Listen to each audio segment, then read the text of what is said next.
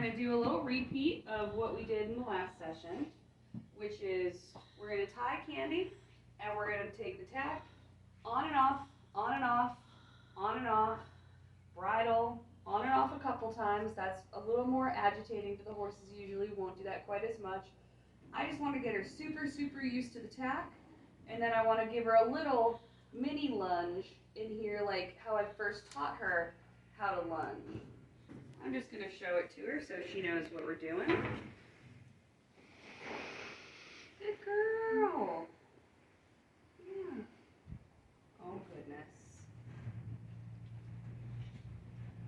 So today, I'm just popping it up there like I would if she was a rope horse, because we went through the process of touching her all over it with it the other day, and I'll still do a little bit of that today because she's still pretty green with it. But I can today just throw it on over her back. Get your little circle. The wind's wild, isn't it? You want to just understand what we're doing? Alright. Same thing, we kind of toss that saddle over. We're just going to kind of toss this over and let it kind of be weird for her. That's fine. Did you live? You lived. You're a good girl. And don't whip the horse with it, but you can toss it over. If it kind of flops on him, that's good actually. Because we might not always be paying as much attention as we should, or you might have a friend who doesn't know what they're doing, isn't paying attention, and throws the saddle right into the horse's side.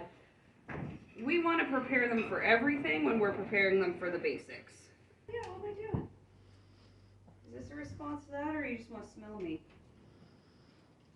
I think it's both. I think it's a little bit of a response to me pulling on this, and also just wanting to engage. A little snugger, what do you think? Now, if I have a horse that I don't know how they're going to be, when I snug that girth, what I'm going to do is I'm going to move to here. Just in case they have a reaction, I got it. But Candy has not given me a reason to think that I need to do that. So I'm just going to kind of continue with what works for her, which is me pretending nothing happened.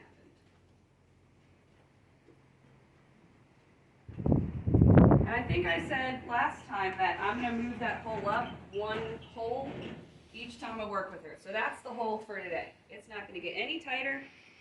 That's just what we got. And she's being so good just standing there now. So, since she did that, I'm going to just say, hey, how you doing? This is weird, isn't it? You're a very good girl.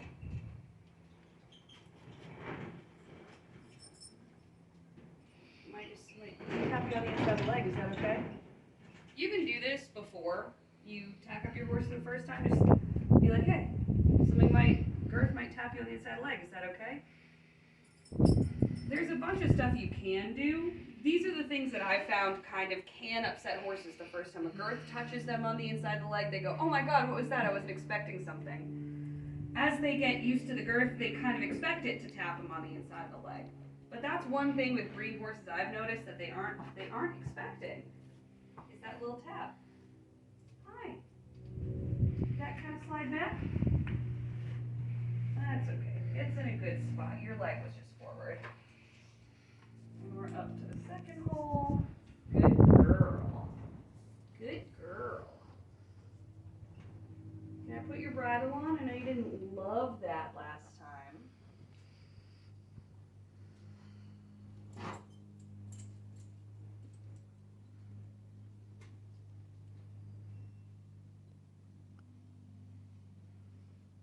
With a younger horse, these things might only take a day, where I'm taking a couple days with Candy to get them. It all depends on the individual horse. I didn't think she was ready for me to walk circles around her tacked up last time. She's more than ready for it today. I have this. Is that a lot of stuff? So when I lifted this up, that's a lot of stuff going by her face. So I'm just going to take it off with that hand. Hey. Hey, sweetie. Hi. Hi. Hey. And And I want her to know when she doesn't have her halter on that I still have her. So I always keep a hand, especially since she's a pony and she's a little short, where I can keep a hand on her so she doesn't get to start thinking, oh, the halter's off, I can go wherever I want. Even though I have this on her, I do want her to think I still have her face. So right there, my hand just brings her back. I want to set her up for success, so I'm going to put that to the outside for now. So just the bit's going to go in her mouth. And because we've had it in, she has some ideas about it now. And I just want to say, hey, think about it. Slow the thought process down now. Good girl. She put her head down a little bit at the end there. Good girl. Let me get that off your eyeball.